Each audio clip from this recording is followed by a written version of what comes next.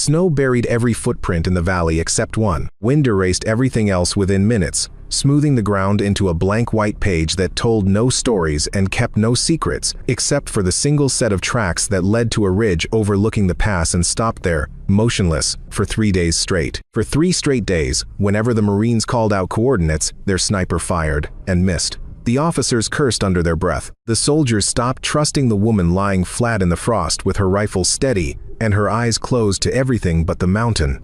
Some of them wanted her pulled off the line before she got someone killed. None of them understood that she was not aiming at the enemy at all. She was watching something far more dangerous, something hidden beneath the storm, something that would not reveal itself until the exact right second.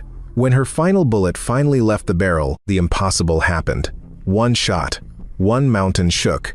An entire ambush collapsed before 417 Marines walked straight into what should have been certain death. Only afterward did anyone discover that she had never missed a single target in her life. The valley they called White Raven sat between 2 ridgelines so steep that sunlight only touched the snow for a few hours each day, and even then it arrived pale and thin, as if the mountain resented sharing it at all. The temperature had fallen to 28 degrees below zero, cold enough to crack exposed skin within minutes and turn breath into something visible, heavy, and immediate. Wind came down off the peaks in long, screaming gusts that erased tracks almost as soon as they were made, folding the entire valley floor into a smooth, blank sheet that looked untouched, no matter how many boots had crossed it an hour before. Visibility shifted from clear to nothing in the space of a single breath, one moment revealing the far ridge in sharp detail, the next swallowing it entirely behind a curtain of white. It was, by every measure the officers understood, terrible terrain to move an infantry column through, a place where equipment failed, radios crackled with static, and men lost feeling in their fingers long before they lost sight of the enemy. It was also, by every measure the enemy understood, a perfect place to disappear an entire brigade without anyone noticing until it was far too late. First Lieutenant Emily Carter had been assigned to the column 3 weeks earlier, and by then her reputation had already traveled ahead of her the way reputations do among soldiers who trade stories to pass the long, cold hours between watches. 34 years old, with more confirmed hits than any sniper in her division, she carried a service record that read like a list of impossible shots made ordinary through sheer repetition. Men who had served 2 tours alongside her called her the quietest person they had ever met and, in the same breath, the deadliest, as if the 2 facts were simply different angles on the same truth. She rarely spoke unless spoken to first, and when she did speak, it was brief, exact, and never wasted. When she was assigned to walk point for the column moving through White Raven, nobody questioned the decision. Nobody imagined they would spend the next 3 days questioning everything about her instead, watching a legend unravel in real time, and mistaking patience for failure. The first shot missed by less than a hand's width, close enough that the enemy scout in her scope flinched hard and dropped low behind a rock outcropping before slowly, cautiously, standing again. The second missed by even less, a whisper of displaced snow rising just beside a moving figure who froze in place for a long moment before continuing on as if nothing at all had happened. The third, fired at a suspected scout crossing an open ridge nearly a mile out, kicked up powder so close to the man's boot that he should have gone down from the shock of it alone. And yet he simply turned, glanced back toward the sound, and walked on unharmed. Over the radio, the word came back flat and disbelieving, repeated by 3 different voices as though repetition might make it easier to accept. Miss. Again. She missed again. A young lieutenant with frost already forming pale along his eyebrows slammed his fist against the side of an armored vehicle hard enough to leave a mark, and said what half the column was already thinking under their breath. She has gone cold. Whatever made her legendary in the units before this one has simply burned out somewhere along the way. A captain, older and colder in temperament than the weather itself, gave the order that would be repeated for the rest of the operation, spoken with the flat certainty of a man who had already made up his mind and did not intend to revisit it. Replace her. Emily said nothing in response, not because she hadn't heard him, but because there was nothing in his words worth answering yet. She lay in the snow with her cheek pressed against the stock of her rifle, watching the valley through a scope fogged faintly at the edges by her own breath, and she did not so much as glance toward the men arguing about her fate 50 meters behind the ridge. In front of her, spread across a notebook with a cracked leather cover worn soft from years of handling, were measurements that made sense to no one but her. Wind drift calculated 3 separate ways for 3 separate elevations. Distances to formations that officially, according to every sensor sweeping the valley from above, did not exist at all.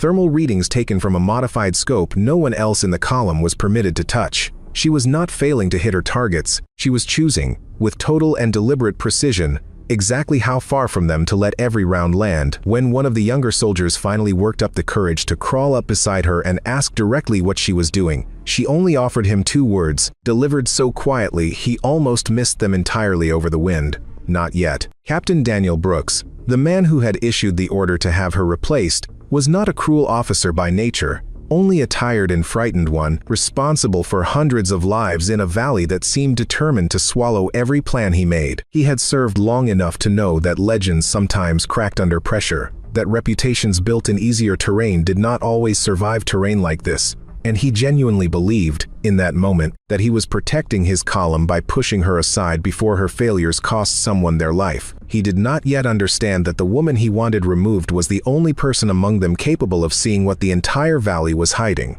His frustration was not malice, it was fear wearing the uniform of authority. And it would take 3 more days and 1 impossible shot before he understood the difference. By the second day, the entire unit had turned against her in ways both spoken and unspoken. A slow erosion of trust that spread through the column the way cold spreads through a body left too long without shelter. Men who once walked point beside her without a second thought now found small, deliberate reasons to keep their distance, choosing different paths through camp, avoiding the silence that seemed to follow her everywhere she went. Rumors moved faster than the wind itself, twisting a little more with every retelling. She was wasting ammunition. The unit could not spare this deep into hostile territory. She had frozen up somewhere in her last deployment and never reported it to anyone above her. She was, according to one particularly bitter corporal who repeated it to anyone who would listen, simply afraid, and afraid people got other people killed out here, no matter how many medals hung on their record. Command back at the forward operating base began quietly drafting the paperwork required to have her reassigned, a formality that in wartime often took days to process, which meant that for now, whether anyone liked it or not, she remained exactly where she was, exactly as distrusted as ever, and exactly as silent. She kept firing. She kept missing. Or what looked to every eye but her own like missing. Round after round sent downrange with the same maddening near perfection that convinced everyone watching she had simply lost whatever gift had once made her exceptional. In truth, every shot she fired passed within centimeters of a living target and struck instead the frozen ground beside a boot, the rock face beside a shoulder, the snowbank beside a rifle barrel she alone had spotted through the shifting white. She was not trying to kill these men, not yet. She needed them alive and moving, because dead men do not reposition, and it was the repositioning she needed to see more than she needed another body added to a count nobody back at base was even asking about. Each near miss sent a small, visible ripple through the enemy formation, a shift of 2 men here, a retreat of 3 others there, and each shift told her something the satellites overhead and the drones circling helplessly above the storm could never manage to tell anyone. She wrote it all down in careful, cramped handwriting by the dim red glow of a shielded flashlight each night. When a fellow Marine, more curious than openly hostile, crawled close enough to ask her plainly why she kept letting men walk away untouched, she gave him an answer that made no sense to him at the time and every kind of sense only days later. "They're not ready," she said, and turned her attention back to the mountain without further explanation. Emily had learned patience the hard way, years before White Raven, in a different mountain range on a different continent, where a single moment of impatience had cost her unit a man she still thought about on nights when sleep refused to come. She had promised herself after that mission that she would never again mistake urgency for accuracy, that she would let a target reveal its true shape before committing a single round to killing it. That promise was the reason she now lay in the snow absorbing insults from men who did not understand what she was doing. And it was the reason she said nothing in her own defense, because explaining herself before she was certain would have been exactly the same mistake that had haunted her for years. Certainty, to Emily, was worth more than approval, even when approval came from the very people whose lives depended on her. It was on the second night, while most of the column slept in uneasy shifts inside tents that did little against the deep, bone-settling cold, that Emily began to see the pattern hidden inside her own carefully engineered failures. Every time she fired near a visible enemy scout, that man's unit did not scatter randomly the way frightened soldiers usually did under fire. They moved with purpose, falling back towards specific points along the ridgeline in a rhythm too consistent, too rehearsed, to be accident or panic. She began cross-referencing everything she had seen through her scope against the terrain itself, tracing faint lines pressed into the snow that could only have been made by something far heavier than a man on foot. Listening in the silence between gusts for the deep, dull echo of sound traveling differently over ground that had something hollow buried beneath it. What she slowly assembled, working alone by the weak red glow of her covered flashlight while the rest of the column slept unaware, was a shape far larger and far more deliberate than a handful of scattered enemy patrols wandering the ridgeline by chance. The scouts she had been shooting near for 3 days were never the real threat at all. They were bait, deliberately exposed, meant to draw exactly the kind of overconfident, undisciplined fire that would burn through ammunition, reveal friendly positions to hidden observers, and convince a column of tired, cold Marines that the danger in this valley was small, manageable, and already well understood. The real danger had not shown itself once in 3 full days. Crack marks pressed into hardened snow beneath a thin, deceptive layer of fresh powder. Faint cracks running through the ice where something heavy had settled weeks ago and never moved again since. Thin, almost invisible threads of heat rising in places. No cookfire or campsite should reasonably exist. Distant sounds that echoed wrong for open terrain and exactly right for something built and hollow underneath it. She thought, briefly, about the kind of patience required to build a trap this large without ever being detected, the sheer discipline it took to keep hundreds of men motionless beneath frozen ground for days at a time, waiting for a single moment of opportunity. Whoever commanded the force hidden beneath White Raven understood the mountain the way she was only now beginning to understand it, and that realization frightened her more than any weapon she had counted so far. This was not a hasty ambush thrown together in response to the column's approach. This was a plan built weeks in advance, refined and rehearsed, waiting patiently for exactly this kind of storm to provide the cover it needed. Piece by piece, working late into the freezing dark with numb fingers and a mind that refused to let the pattern go, a picture formed of something enormous curling around the entire route the column was scheduled to walk the following morning. A horseshoe of concealed positions built with patience and skill to let 417 Marines march calmly into the exact center of a kill zone before a single shot from the true ambush was ever fired. She sat back on her heels in the dark, staring at her own notebook as though it might somehow rearrange itself into something less terrifying if she looked at it long enough, and the words that finally left her were not tactical, measured, or trained at all. "Oh my God," she whispered into the wind, and for the first time in 3 days, her hands were not entirely steady beneath her gloves. She brought everything to command before dawn broke fully over the ridgeline, laying out coordinates, hand-drawn sketches, and pages of thermal notes across a folding table, while officers who had spent 3 days furious about her missed shots now looked at her as though she had finally, completely lost her mind. The response came fast and thoroughly dismissive. Satellite imagery, reviewed twice overnight at her own insistence, showed nothing but open, undisturbed snowfields across the entire planned route. Overhead drones, struggling against the worsening storm, reported no significant movement anywhere along the pass. A major with tired, red-rimmed eyes and a column full of frostbitten men still waiting to move told her flatly that intelligence at every level above her position directly contradicted what she claimed to see using nothing but a rifle scope, a notebook, and 3 days of what looked to him like nervous exhaustion. Emily pressed harder than protocol strictly allowed, her voice low but unwavering even as the men around the table exchanged glances that suggested her career was already over. "The snow is hiding everything," she said. "Technology cannot see what the storm has buried this deep, but I can see the shape of it if you give me even a little more time." Nobody in that tent had time for shapes drawn in a cracked leather notebook. Nobody wanted to explain to their own superiors why an entire column would delay a scheduled advance, because one sniper, already under formal review for repeated failures, insisted the valley was lying to every sensor pointed at it. A younger officer near the back of the tent, a lieutenant named Marcus Reyes who had watched Emily work for 3 days without fully joining the chorus against her, asked quietly whether it might be worth waiting even 1 additional hour for a clearer satellite pass before committing the column to the route. The major waved the suggestion away without much consideration, reminding the tent that men were already cold, already behind schedule, and already questioning leadership enough without another delay attached to a sniper's unverified notebook. Reyes said nothing further, though he would remember that moment for the rest of his life, the exact instant caution lost to convenience. The order came down flat, absolute, and final. "Stop firing. Hold position. Prepare to move at first light exactly as planned." Emily saluted without argument, said nothing further, and walked back out into the wind, because an order was an order and there was nothing left in her hands to argue with except silence and the cold pressing against her skin. While she stood alone at the edge of camp watching the storm slowly swallow the ridgeline whole, the enemy beneath the snow continued exactly what they had been doing patiently for days, heightening the final gaps in a trap that had taken far longer to build than anyone above her pay grade wanted to seriously consider. Somewhere beneath that pristine white surface, heavy weapons sat angled toward the exact route 417 men would walk in only a matter of hours, and not one officer inside that command tent had any idea it existed at all. The column began moving before the sun had fully cleared the ridgeline, boots crunching through snow deep enough to swallow a man to the knee with every step, breath rising in short white clouds that vanished into the wind almost as fast as they formed. Emily walked near the front of the formation with her rifle slung and her eyes doing what no drone circling overhead could ever manage, reading the terrain the way another person might read a familiar face for the smallest sign of a lie hidden underneath a calm expression.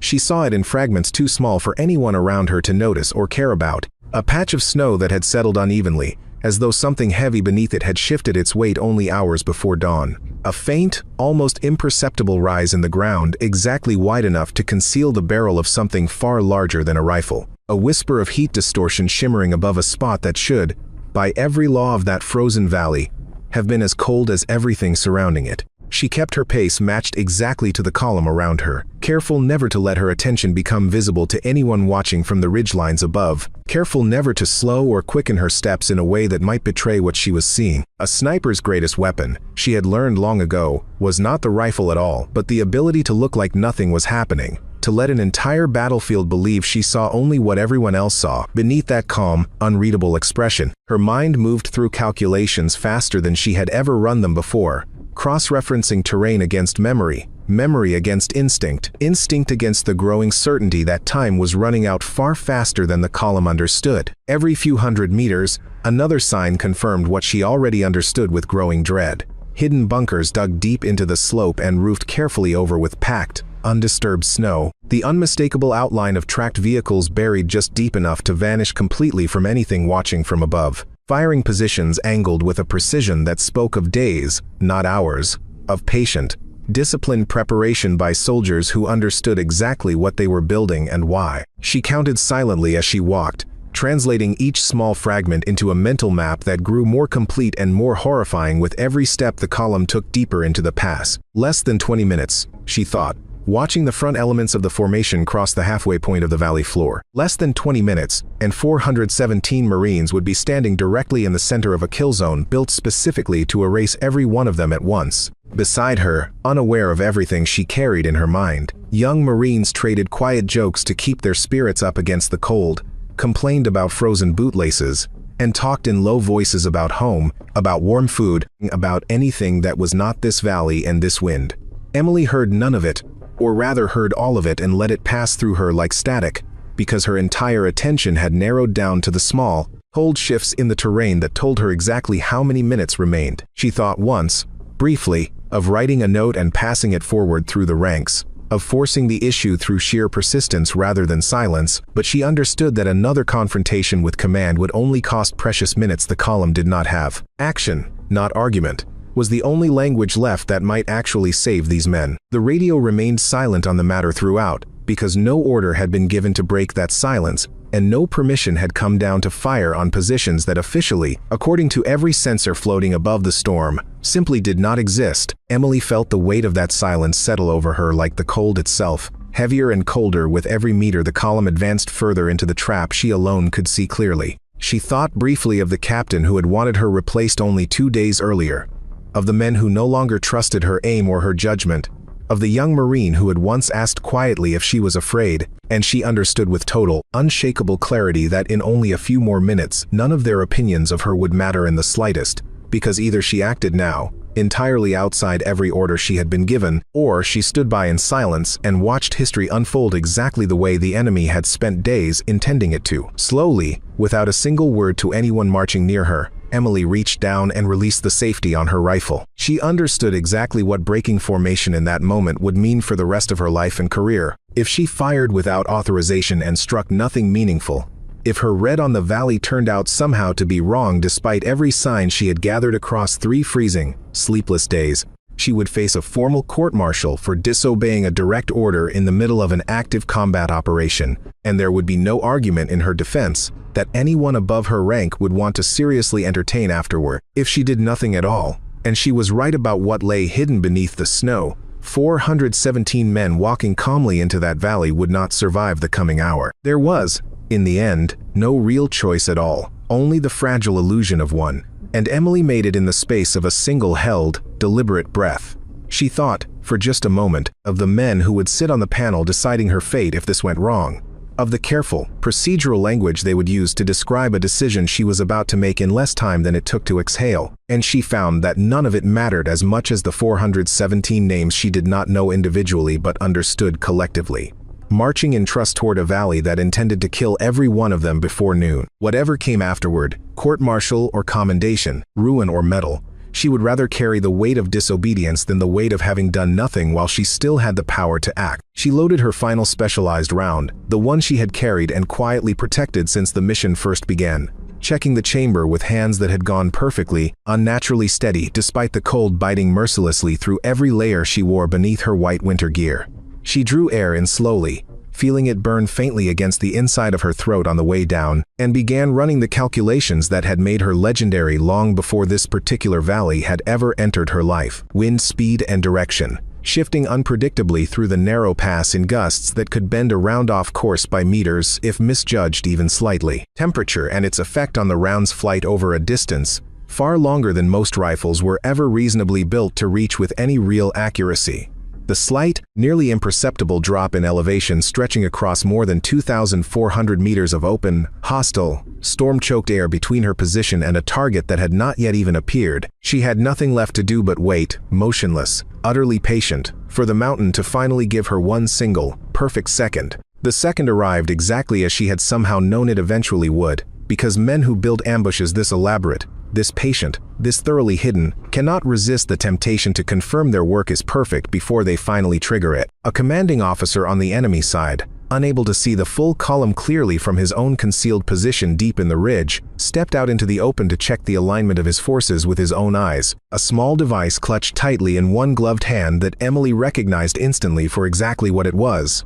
A detonator built to trigger the entire buried network of explosives and weapons at once. All together, without warning. She had less than a full second to close the gap between recognizing that shape through the storm and pulling the trigger herself, and she used every fraction of that second without a moment's hesitation or doubt. The round left her rifle and vanished almost immediately into the storm. Carried by wind and gravity and calculations, no ordinary marksman would have trusted enough to fire blind across that kind of distance. It crossed the narrow pass, bent slightly mid-flight by a crosswind she had already accounted for 3 separate times in her head before ever pulling the trigger, and struck not the man himself but the detonator gripped tightly in his hand, the one single component in the entire hidden network capable of setting off the full chain reaction on its own without any further input. The device ignited instantly and violently, and the mountainside answered with a force that shook loose snow from ridgelines more than a mile away in every direction. Buried explosive stores detonated in rapid sequence beneath the surface, each one triggering the next in a chain that raced along the full length of the hidden ambush like fire tearing through dry grass, and within seconds, dozens of concealed firing positions had been utterly destroyed from the inside before a single one of them ever had the chance to open fire on the column marching below. The Marines walking through the pass watched the ground erupt in front of them in a jagged line that traced the entire hidden perimeter of the ambush. Snow and frozen earth thrown skyward in successive plumes that revealed, for the first time in 3 brutal days, the true and staggering scale of what had been quietly waiting for them the whole time. Officers who only moments earlier had ordered absolute silence now screamed the exact opposite order at the top of their lungs, and the entire column broke into disciplined, rapid retreat as artillery batteries positioned miles behind them opened fire on the exposed and burning enemy positions revealed by the explosion. Lieutenant Marcus Reyes, running low through the chaos toward the rear of the column, would later say that the sound of the mountainside detonating was unlike anything he had ever experienced. A deep, rolling concussion that seemed to come from everywhere at once, followed by a silence so complete it felt louder than the blast itself. Captain Brooks, standing near the command vehicle, watched the ridgeline collapse into smoke and understood in an instant, without needing a single report to confirm it, exactly what had almost happened to the men under his command. He did not order anyone to find out who had fired. He already knew. And for the first time in 3 days, he found himself hoping desperately that he was right. Air support arrived within minutes, circling low through the smoke rising thick off the ridgeline and finishing decisively what Emily's single, impossible shot had already begun. Whatever advantage the enemy had spent days and weeks patiently building beneath that snow evaporated instantly, the moment their own detonator turned violently against them, and 417 Marines who had been walking calmly and unknowingly toward total annihilation instead walked back out of the valley together, alive, shaken, and utterly unaware of exactly how close they had come to disappearing entirely beneath the white. The retreat itself unfolded with a discipline that surprised even the officers leading it, men and women who moments earlier had been arguing about ammunition budgets and delayed schedules now moving in practiced, urgent coordination to pull the column back beyond the range of whatever remained active in the shattered ridgeline. Stretcher teams checked for injuries from the concussion of the blast, finding remarkably few given the scale of the explosion, a fact that several officers later attributed to the sheer distance between the column's position and the detonation point, a distance that existed only because Emily had waited for precisely the right second rather than firing early out of nerves or pressure. Had she fired even 30 seconds sooner, before the commanding officer stepped fully into the open, the column would have been dangerously closer to the blast radius when it finally came. In the hours following the retreat, as medics moved carefully through the column checking for frostbite and shock, and officers began the long, careful process of accounting for every soldier who had walked into that valley that morning, investigators moved cautiously back through the pass to study what remained of the ambush. Emily's single shot had unraveled in an instant. What they found there rewrote everything the column had believed about the 3 long, freezing days leading up to that final moment. Every round she had supposedly wasted, every shot recorded in frustration as a miss by officers watching from a safe distance, had in fact struck within centimeters of its intended mark with a level of consistency that no accident or coincidence could reasonably explain away. She had not been failing at any point. She had been measuring, patiently and deliberately, using each carefully placed near miss to force enemy scouts into revealing positions, formations, and command structures that would otherwise have remained completely hidden until it was far too late for anyone to act. Investigators traced her notebook entries directly against the destroyed positions uncovered in the aftermath and found a near-perfect match, a detailed map of the entire ambush built entirely from the patterns of frightened men reacting to bullets that had landed just close enough to move them without ever killing them outright. If she had struck any of those scouts on the very first day, the enemy would have understood immediately that their bait had been recognized for what it was, and the commanding officer holding that detonator would never have stepped out into the open to personally confirm his own trap, because the entire plan would have shifted the instant his forces realized they were being watched with that kind of precision. Every missed shot across 3 days had quietly bought the exact information needed to make the one shot that finally mattered land perfectly true. The engineers who studied the wreckage afterward found something that unsettled even the most experienced among them, a network of tunnels and firing positions so extensive that estimates placed its construction at several weeks, meaning the enemy had been waiting patiently in that valley long before the column had ever received its orders to move through White Raven. Whoever had planned the ambush understood exactly how columns like this one operated,